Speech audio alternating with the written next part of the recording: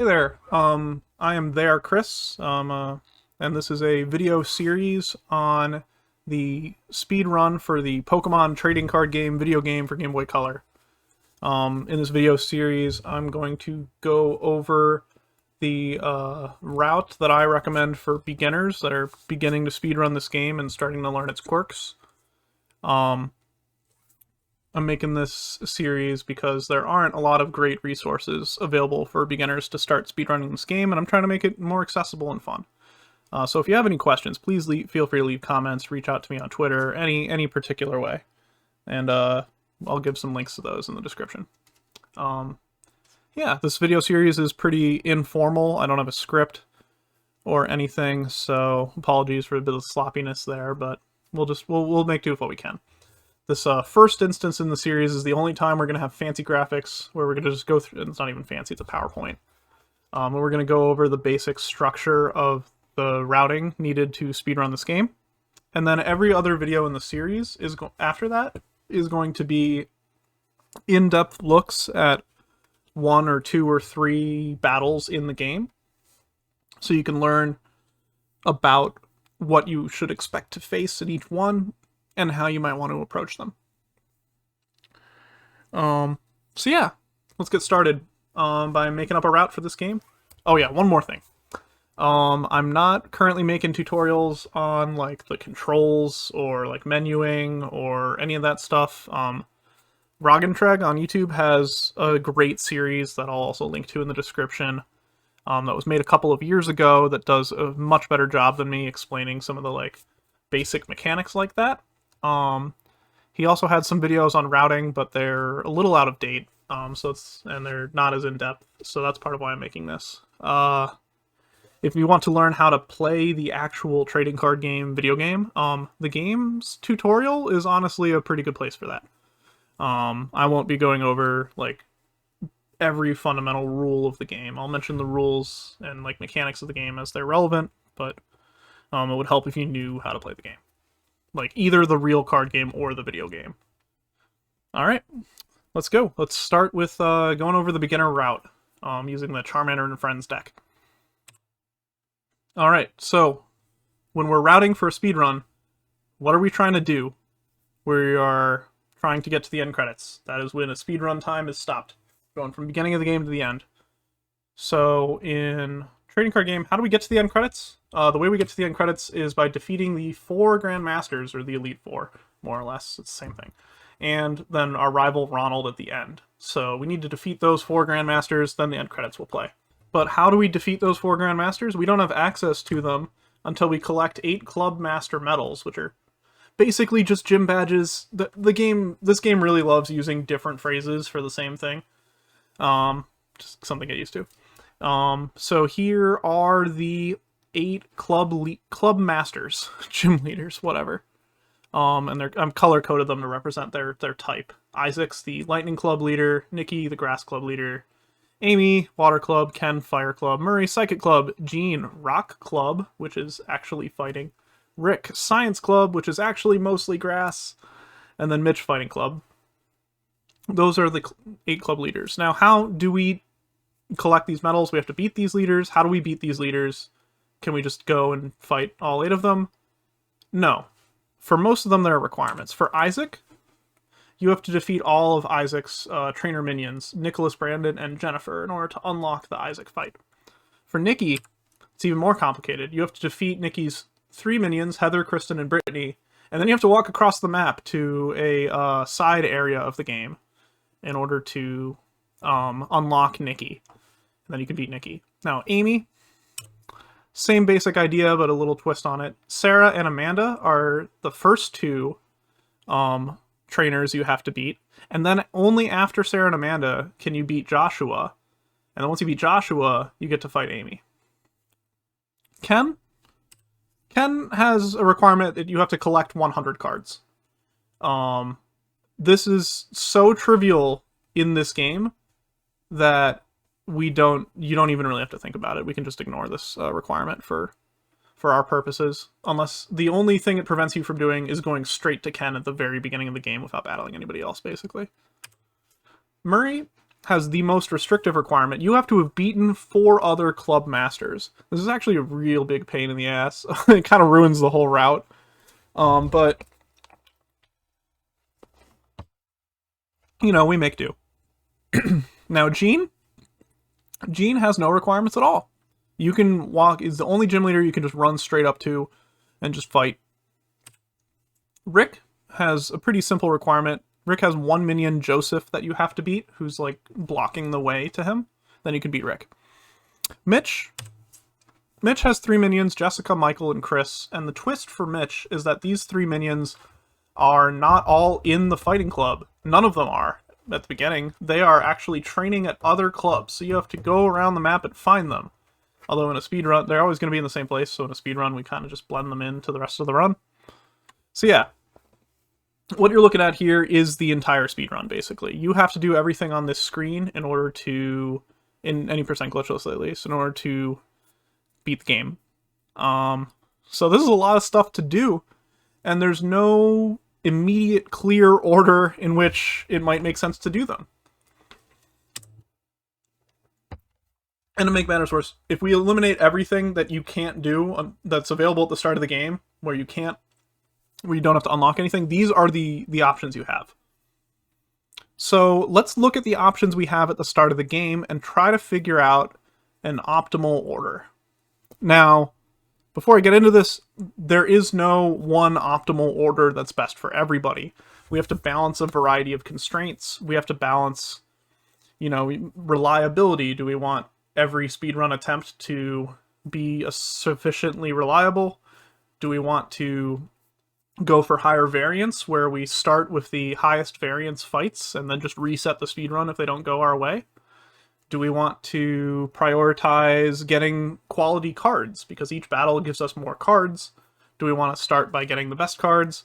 Everybody's preference is a little bit different, and that's why no 2 runners have the exact same route, at least at the top levels. So this beginner route is designed to prioritize a couple of things. The first thing it's designed to prioritize is it's designed to get you the good cards as soon as you can. Because the sooner you get good cards, the sooner they can be in your deck, and they can start speeding up your battles. They can start making the game easier. So we want those good cards right away.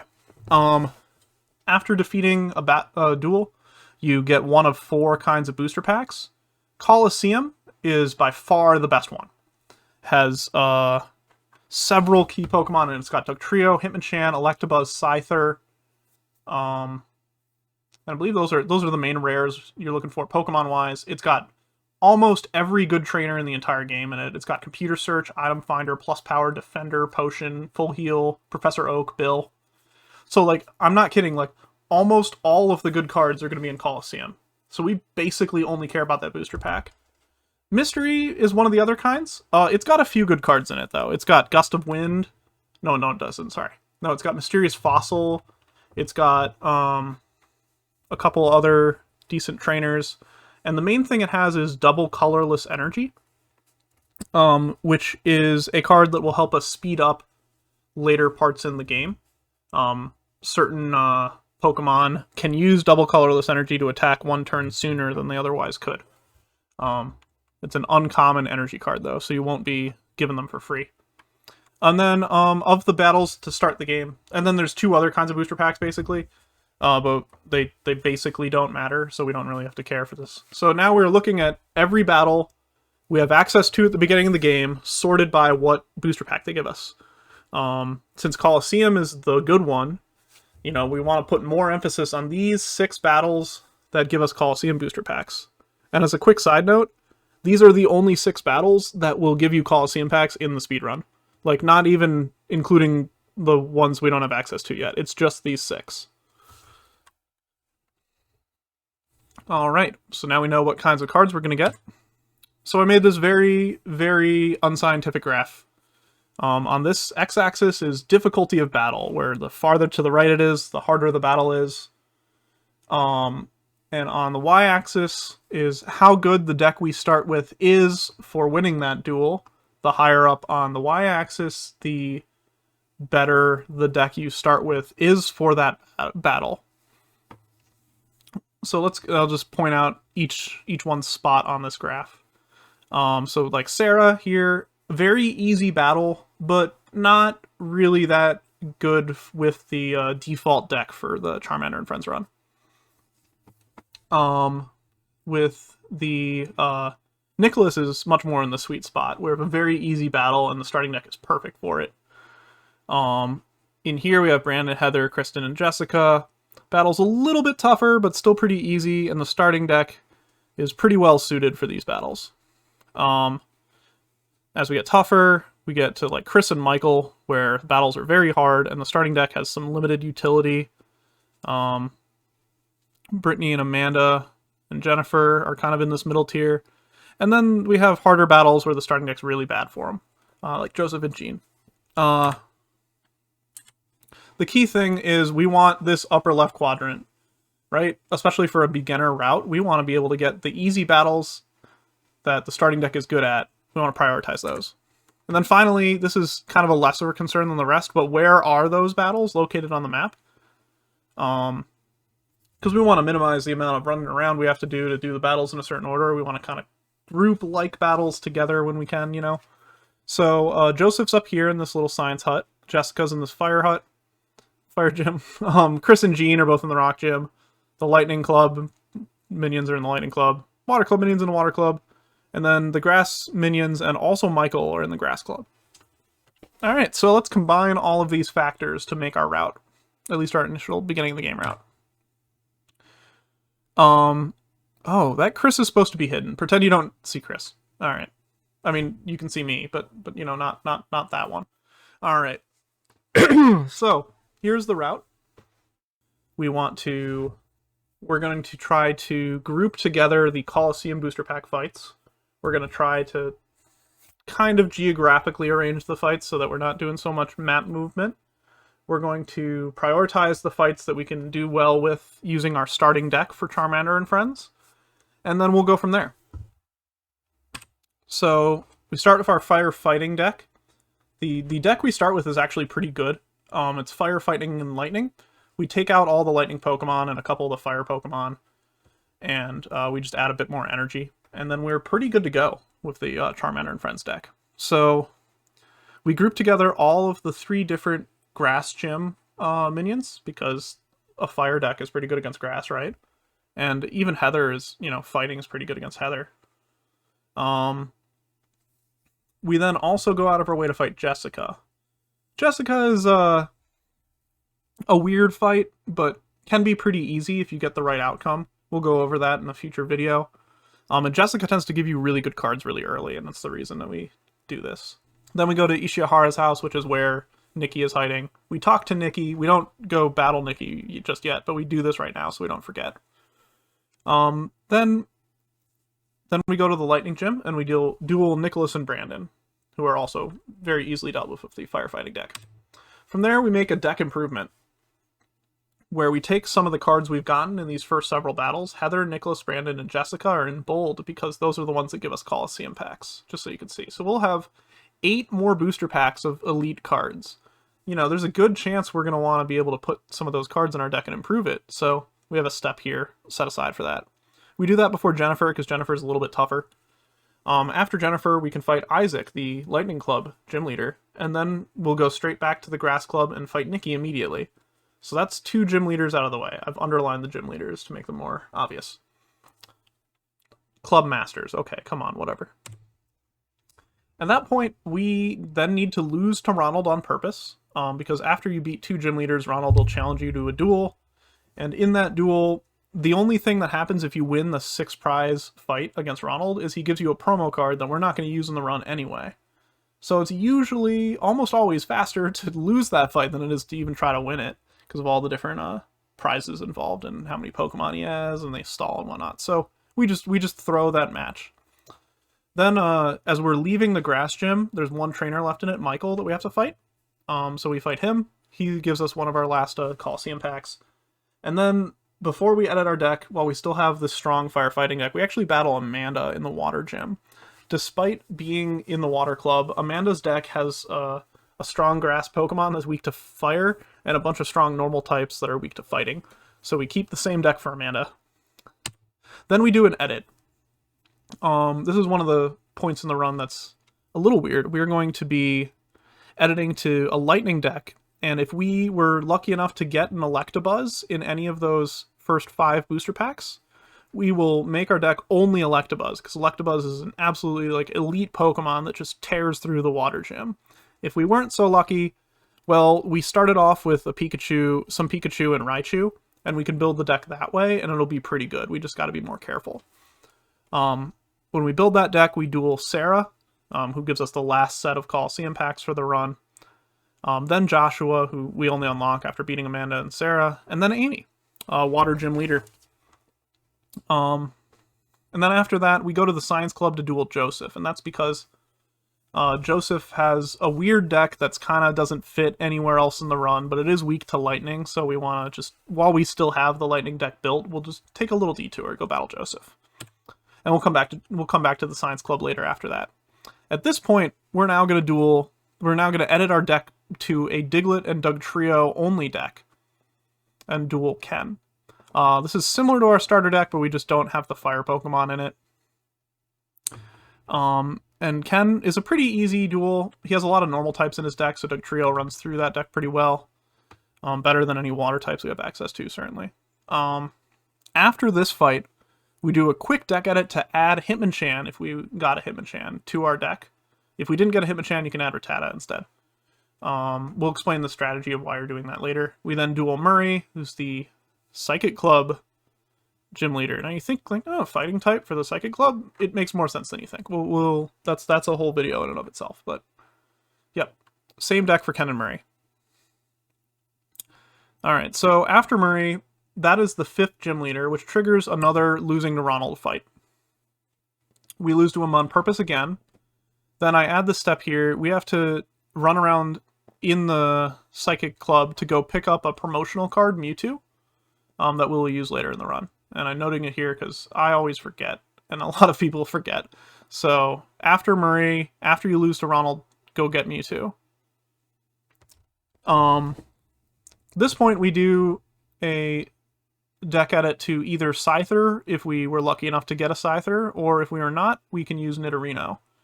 These strong grass Pokemon we use to beat Gene, the Rock Club gym leader. We also have to battle Chris. This is not, neither Scyther nor Nidorino are really ideal for the fight against Chris. It's just a pain. But, you know, we make do.